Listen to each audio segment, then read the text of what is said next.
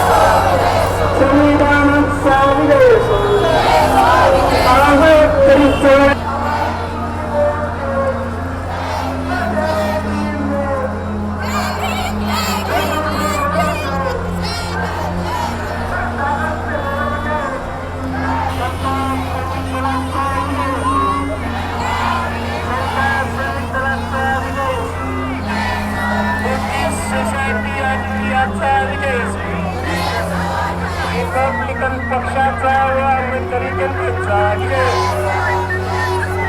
Republican जनतेचा विजय असो. हम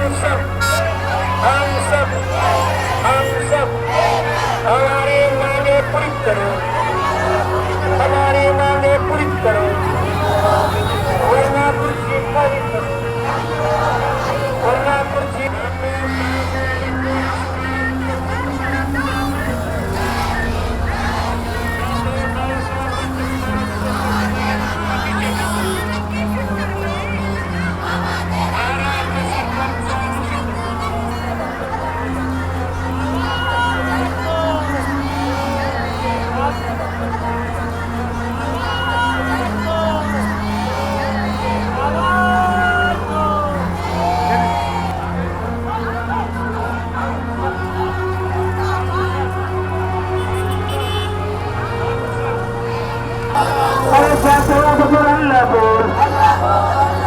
जातिवाद पर हल्ला बोल, अरे संविधान के ऊपर हल्ला करने वालों पर हल्ला.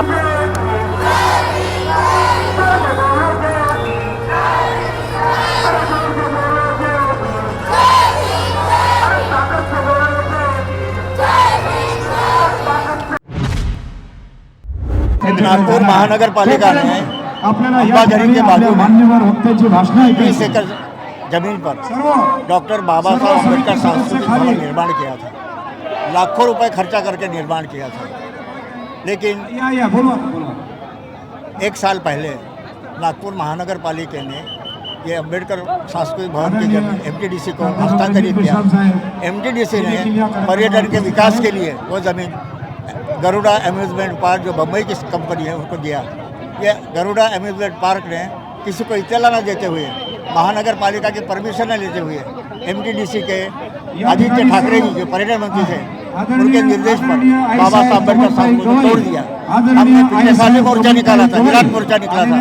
आज हमारी ये मांग है कि 20 एकड़ जगह पर बाबा साहब अम्बेडकर का फिर से सुंदर ऐसा स्मारक तैयार हो और जिन्होंने ये भवन को तोड़ा है उन पर कड़ी कार्रवाई सरकार करे. ये हमारी मोर्चा की मांग है.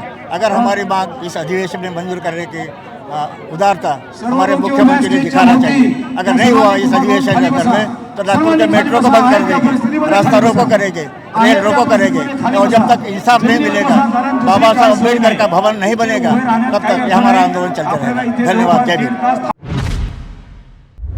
यह एक प्रकार से जो है ये साजिश है.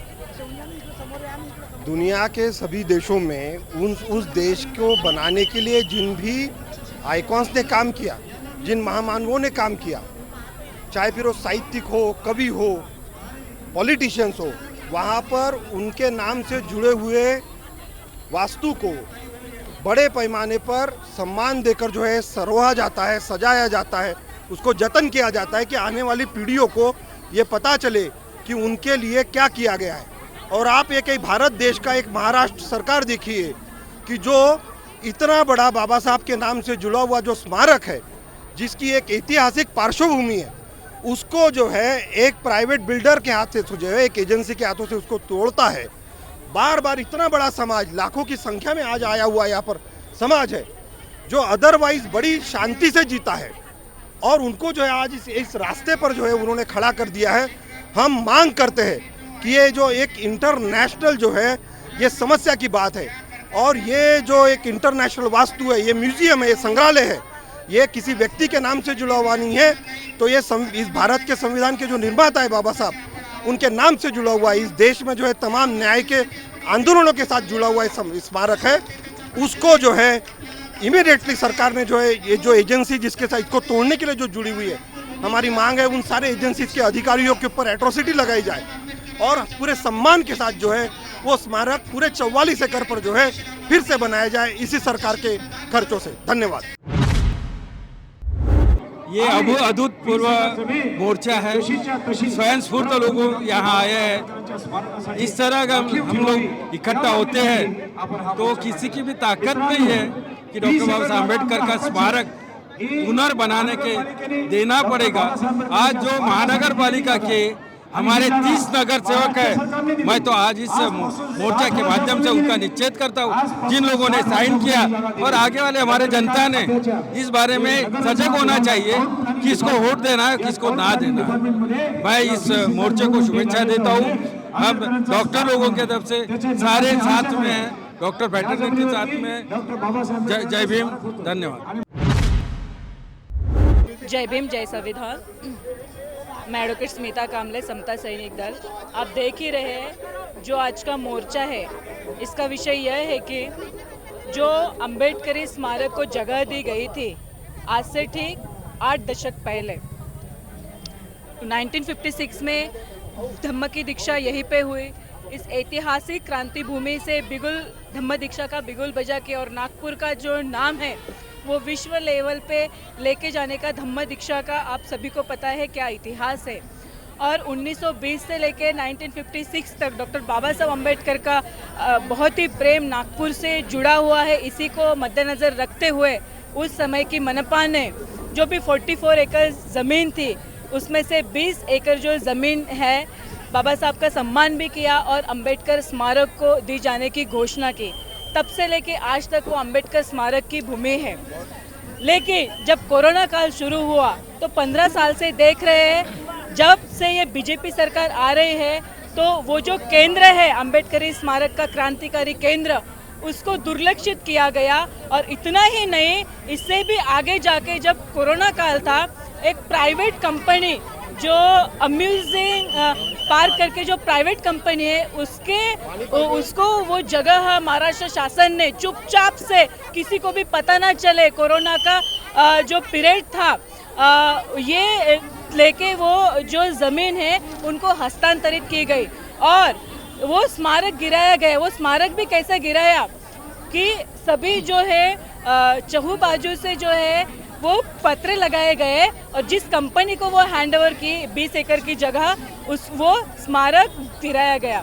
तो उसी के संदर्भ में वो अम्बेडकर स्मारक है, वो 20 एकड़ का जो स्मारक है, वो जगह है, वो सम्मान के साथ महाराष्ट्र गवर्नमेंट ने, मनपा ने हम लोगों को, अम्बेडकरी समाज को हैंडओवर कर देना चाहिए। और इसी के लिए ये जो है आज का बहुत बड़ी तादाद पे आप देख रहे हैं ये मोर्चा है।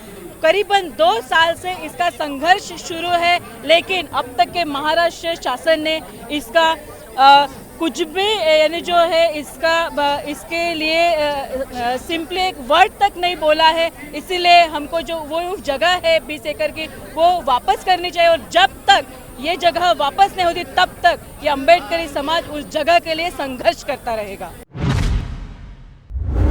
मैं जनता को बताना चाहता हूँ कि डॉक्टर बाबा साहब अम्बेडकर सांस्कृतिक भवन जिसको अवैध रूप से गिराया गया है, उस कार्यस्थान में संविधान का उल्लंघन हुआ है। हमारे संविधान में शेड्यूल 12 है जिसके अंदर ये बताया गया है कि नागपुर महानगर पालिका या कोई भी महानगर पालिका की क्या क्या जवाबदारियां हैं। उसमें एक जवाबदारी ये है कि सांस्कृतिक कार्य को बढ़ावा देना। इस जवाबदारी के तहत नागपुर महानगर पालिका ने डॉक्टर बाबा साहब अम्बेडकर सांस्कृतिक भवन बनाया। और ये 20 एकड़ का जो भवन का परिसर है उससे लगा हुआ 24 एकड़ और परिसर है जहाँ पर अंबाझरी उद्यान है। तो उद्यान को मेंटेन करना, जनता के लिए उसको खुला रखना, ये भी जवाबदारी संविधान के तहत महानगर पालिका को दी गई है।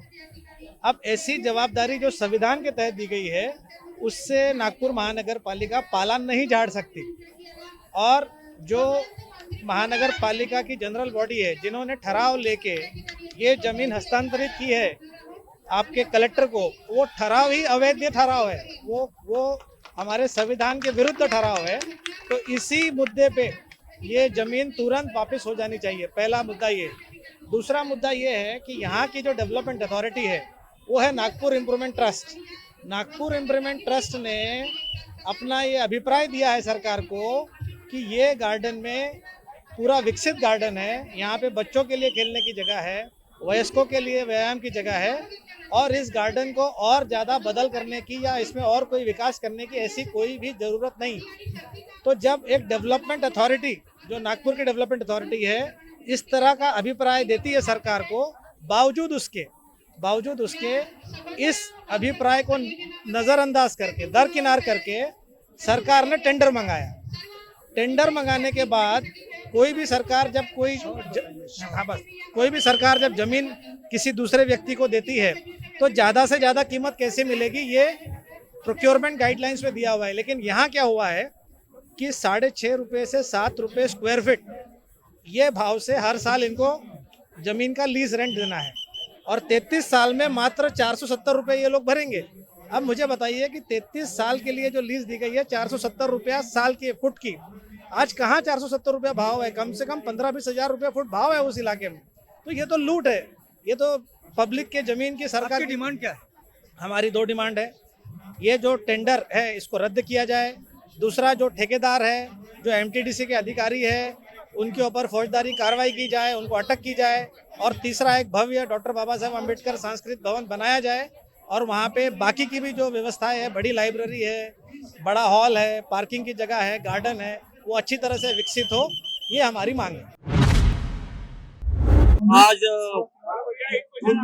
जो भी अम्बेडकरी जनता है उनके माध्यम से जो एक सैलाब इस 0 माइल पे आया है, उसकी वजह ये है कि जो अंबाझरी तालाब के बाजू में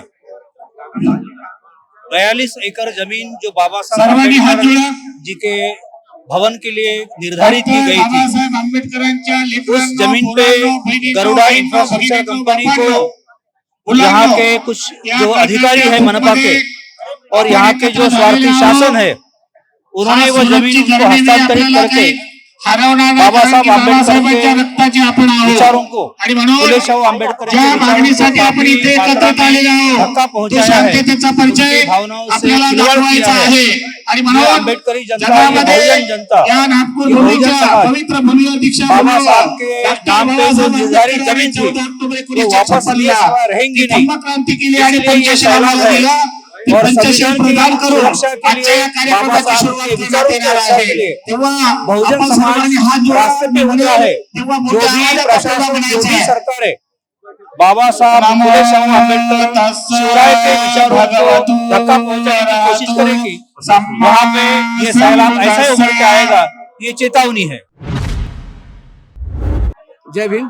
महानगर पालिकेने जे हस्तांतरित केले ते परत लखनऊ उत्तर प्रदेश ते स्मारकाची जागा परत मिळावी या कार्यक्रमासाठी आणि या स्मारकाच्या जागेवरती भव्य असं स्मारक बांधण्यात यावं आणि 20 एकर जागा जशी तिथे परत त्या स्मारकासाठी वापरण्यात यावी आणि या मागणीसाठी आपण सरकारला निवेदन देण्यासाठी या ठिकाणी वेगवेगळ्या ठिकाणी गावावरून परगावावरून आणि 1956 बाबासाहेबांचा सन्मान केला होता महानगरपालिकेने, पण बाबासाहेबांचा सन्मान करता त्यांचा अपमान करून मुख्यमंत्री त्यांचे अपमान करून या ठिकाणी येत नाही तोपर्यंत या ठिकाणी आपण बसणार आहोत आणि त्यांनी ती जमीन एका बिल्डरला विकली, हे पाप आहे, हे मुख्यमंत्रीची हत्या आहे। आणि म्हणून सर्व सगळे जितके लोक आहेत आज तिथे हे सगळे पंथाचे अलग अलग पक्षाचे लोक आज एकत्रित झाले आहेत आणि त्यांनी न्यायासाठी म्हणून एकत्रित आलेला आहे।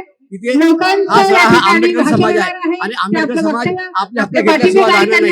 त्या लोगों की जान चली जाए, कोई बात नहीं, मगर हम अपना अधिकार लेके लोकतंत्र की हत्या है आपलं मनोगत आणि आपलं समर्थन या हे नाही कर मोर्चाला पाएंगे। आणि या इसलिए सगळ्या जितने भी अटी आणि आंबेडकर शर्तींना ते जो बाबा साहब के चाहने वाले जो देणार है, आहेत, जितने भी समर्थन अनुयायी देणार हैं, आहेत। उनसे मेरी म्हणून नम्र मी विनंती है कि आज सर्वांना लाखों की विनंती तादाद में आए करते हैं, की आपण उनका मैं शांततेत बड़ा धन्यवाद करता हूँ कि उन्होंने बाबा साहब के अस्तित्व या के लिए, अपने सदन अस्तित्व के लिए मोर्चाच्या उन्होंने आज यहाँ संयोजनामध्ये शामिल हुई है। याची पूर्व इसलिए उन सबका तयारी मैं बहुत अभिनंदन कशी करता झालेली हूँ। आहे जय भीम, जय त्याच्या भारत। सर्व और ये हक हम लेके डिटेल्ससाठी रहेंगे, आणि सगळी हम इनको व्यवस्थित छोड़ेंगे माहिती नहीं। तुमच्यापर्यंत और दूसरी बात यह है, पोहोचवावी जब तक यहाँ पर ईवी मशीन है, तब तक हमारा राजपाट नहीं आ सकता है। इसलिए ईवी हटा, देश बचा, संविधान बचा, और हमारे जो आज उसके कारण आज हमारे बेरोजगारी भूख में सब कुछ मिली है। हम अपने अधिकारियों के लिए लड़ रहे हैं और आने वाले कल 2024 में हमारा सरकार आएगी, बहुजन सरकार आएगी।